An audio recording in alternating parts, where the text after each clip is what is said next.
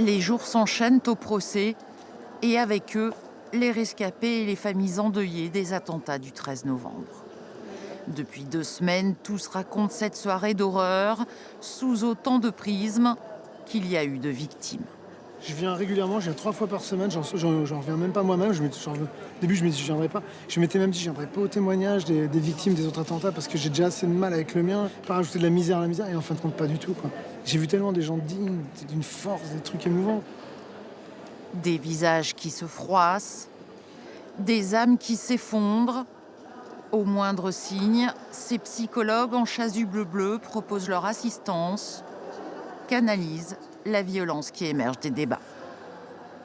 Les victimes, ce qu'elles disent ici, c'est qu'elles se sentent en sécurité. Elles arrivent dans une espèce de bulle où on a essayé de tout faire pour amortir.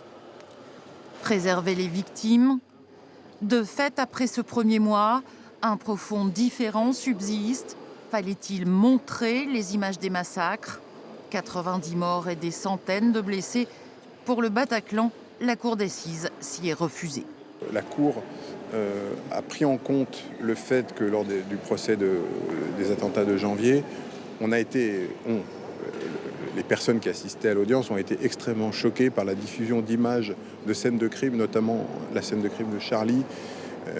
Dans des procès comme ça, montrer des gens morts, c'est d'une certaine façon les profaner. C'est l'acte terroriste le plus important qui a été commis en France. Le Bataclan ne veut pas voir.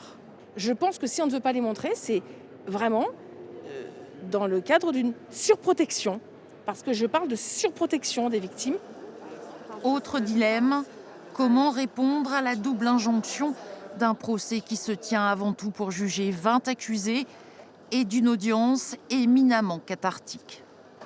La question principale au bout de ce mois, c'est la place de la partie civile, des parties civiles, c'est-à-dire des victimes. On se retrouve dans cette situation un peu étonnante. On a des gens dans le box qui sont les accusés, et là, pour l'instant, on n'écoute que les gens qui viennent souffrir. C'est vrai que quand il y a autant de victimes, on s'interroge sur leur place. Et je dois dire qu'on ne pouvait pas faire autrement. C'est-à-dire que c'est absolument nécessaire de les entendre. C'est des témoignages qui sont bouleversants. On doit nous-mêmes être les témoins de ces témoignages, en fait. C'est essentiel. Les accusés seront entendus début novembre lors de leurs interrogatoires de personnalité. Côté victimes, elles étaient 1800 à l'ouverture des débats. On en compte à présent au moins 500 de plus. Un poids exceptionnellement significatif sur la machine judiciaire et le risque que l'intime conviction cède le pas à l'intime émotion.